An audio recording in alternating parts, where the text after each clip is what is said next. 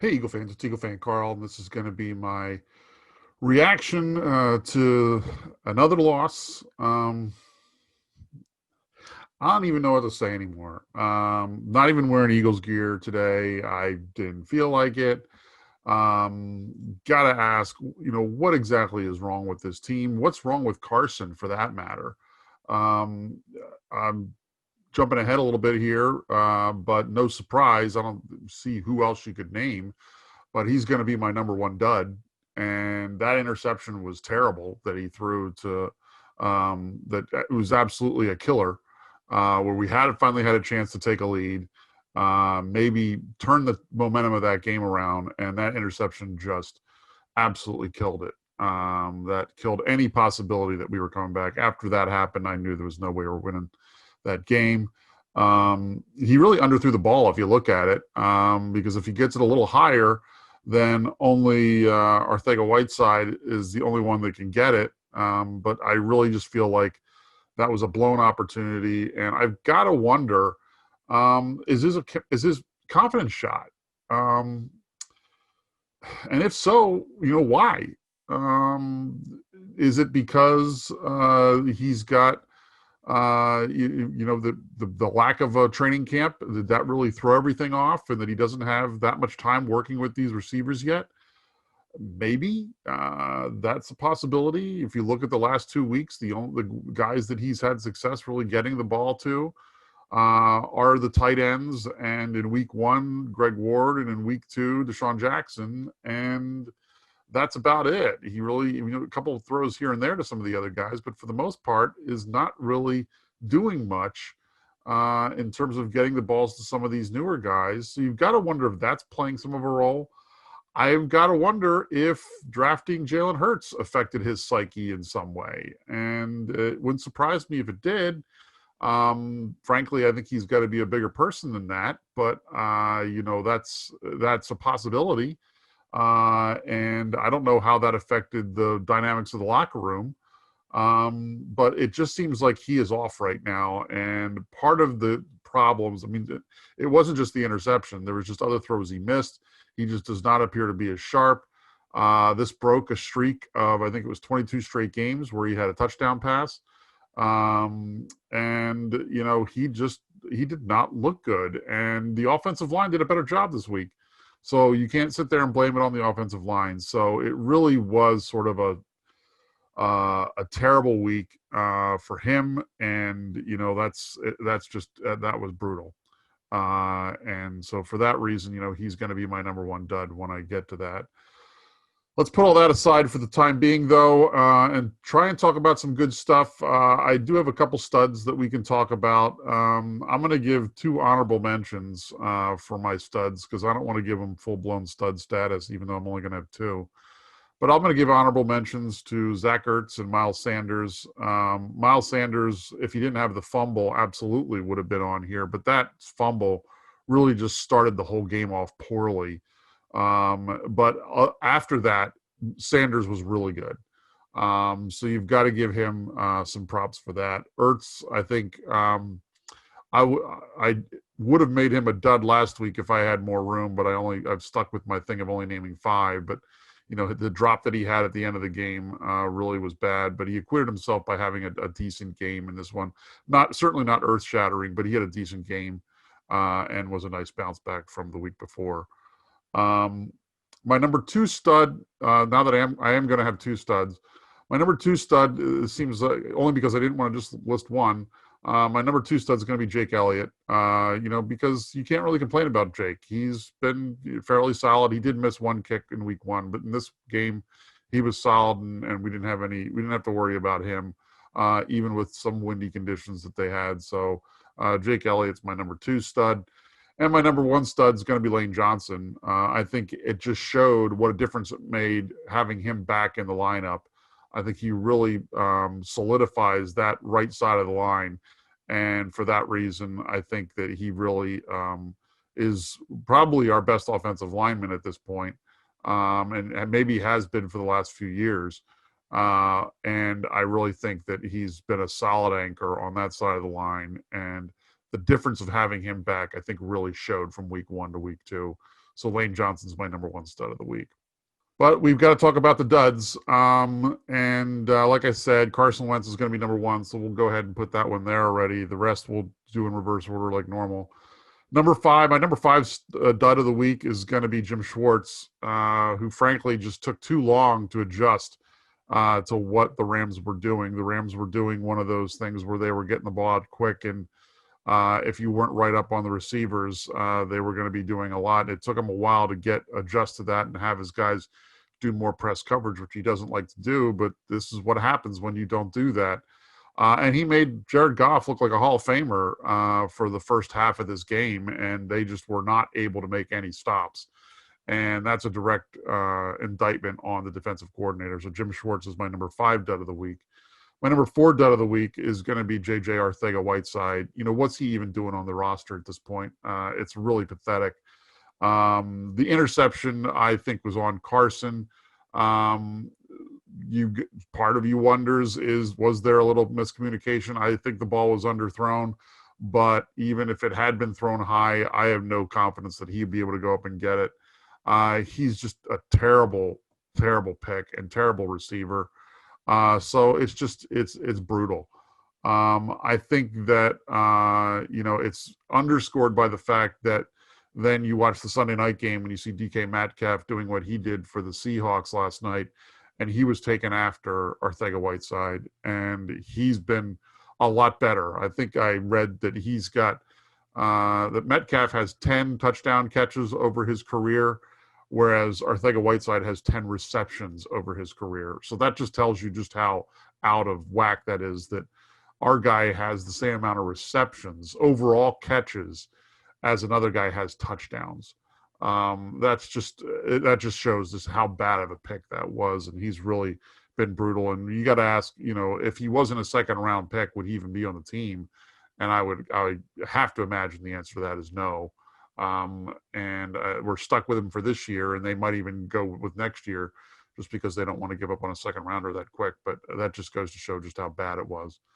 My number 3 dud is going to be Nate Gary, who I just got to wonder what the heck he's doing. Our linebackers were terrible as a whole, but I think he's just symptomatic of that since he's the guy that's out there in every play, but he's been not good. And I think certainly did, and I think a lot of Eagles fans got lulled a little bit into a sense of security with the defense after week 1, thinking, well, they didn't give up any long drives. Well, the Rams dispelled that right away and, put together some long drives, and we got no way of stopping them. So Nate Gary was terrible, and our linebacking crew as a whole has been terrible. And that really leads me to my number 2 dud, and who I really want to focus the rest of this video on, and that's Howie Roseman. Howie Roseman is the one that's been the mastermind of all of this. And I think part of what's happened is, he's started to think that he's smarter than he is, I think. And he thinks he can just plug and play into their little system and it's all going to work out fine. But the simple fact of the matter is, it's not, whatever it is that he's trying to do is not working. The picks that they're making are not working, as is evident from my number 3 and 4 duds this week. Those are guys that they thought would be able to contribute and just haven't been able to. And I still go back to that pick of Jalen Hurts, where you could have picked up a guy that could have helped this team now. And instead, what you did is you wasted it on a quarterback thinking you were so smart that you were going to be able to go out there and really figure out how to, get one up on the league by drafting this kid that you were going to be a quarterback factory. And I guess turn him around for trade capital later on. I go back. I've been thinking about this a lot, and I go back to the pick that we got for Sam Bradford a couple years ago, where we got a first-round pick for Sam Bradford, and I think that Howie Roseman thinks he's such a mastermind that he can do something like that again, not realizing that Minnesota, number 1, was desperate because they lost their quarterback right before the season, a season where they had Super Bowl hopes just because of how good their defense was, and they just needed a quarterback who wasn't going to screw it up. That was number one. And number two, that the Vikings just panicked. And I think teams are more wise to that now. They're not going to do that. You're not going to get a first round draft pick for a quarterback nowadays. And I think that Howie Roseman just thinks he's so smart and so brilliant that he's able to do that, that it misses the point of just how lucky you got with that draft, that you were able to turn Sam Bradford into a number one pick. That was luck. That wasn't your skill, Howie. So anyway, I really think there's a problem with the way this roster has been constructed. I think that the lack of defensive leadership is showing, and not having Malcolm Jenkins back there, and that was a decision that Howie made. So you put all those things together, and Howie Roseman got a lot of accolades for what he did in 2017. He made like every possible good move you could make that year, and they all worked out perfectly. And it's almost like now he thinks that he can do that every year, and that's just not the case.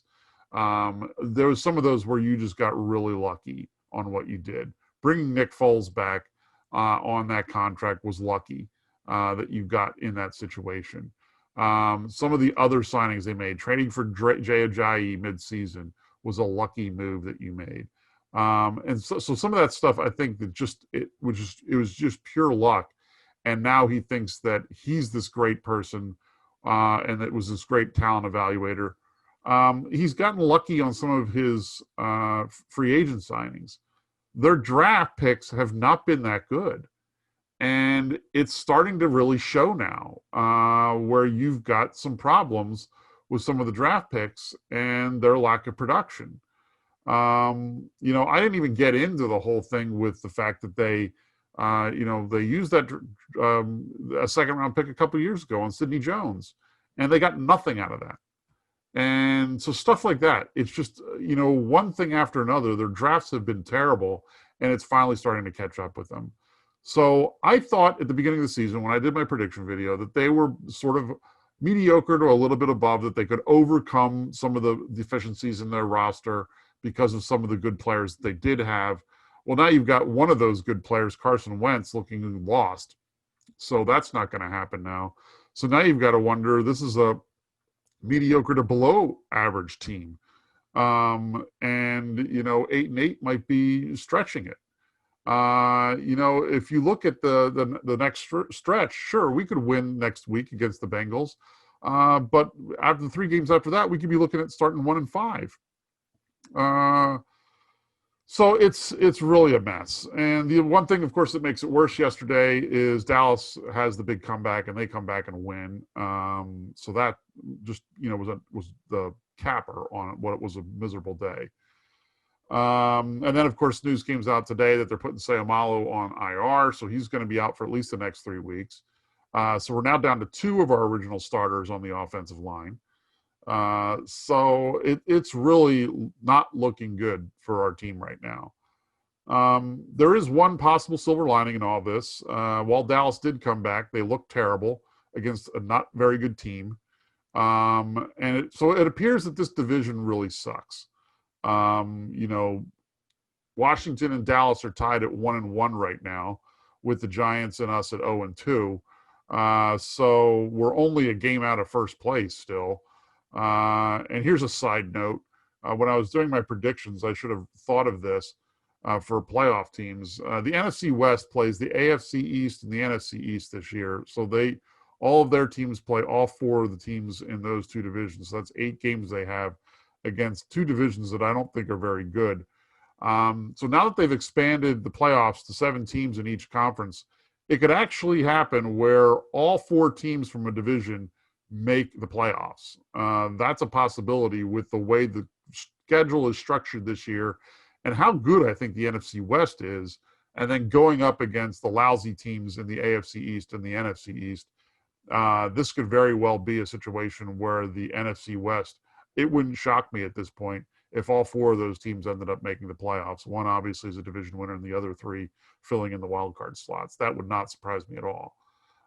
So that's what we're sort of looking at right now. Is the one silver lining is, yeehaw, we're the team that could end up winning a division because we go to 8-8 and everybody else is lousy. So if we win the rest of our division games, maybe we can pull something like that off. But really, when it comes right down to it, this team is lousy. Even if they would manage to do that, they're a first, second round exit at best. And this team is not going to go anywhere with the way they're constructed. That'll be for another day to really talk about what's going wrong with this. But right now, those are my thoughts on what was just a miserable loss for week 2. Those are my thoughts. Like I said, I'm pretty frustrated and pretty down about the team right now. So leave in the comments below what you think. Were there studs that I'm missing that you thought of? Are there other duds that, other than the 5 I named, that you would have put on there? Certainly, we could talk about Doug Peterson being on that list, but just because I already had 5 good ones I thought should go on there, I didn't have any more room for them. And this week, I think the coaching was more on Jim Schwartz. The coaching problems were more on Jim Schwartz than they were on Doug Peterson in the offense. So let me know what you think in the comments below. I'll be back this weekend to give you my prediction video for the Bengals game. Until then, fly Eagles fly.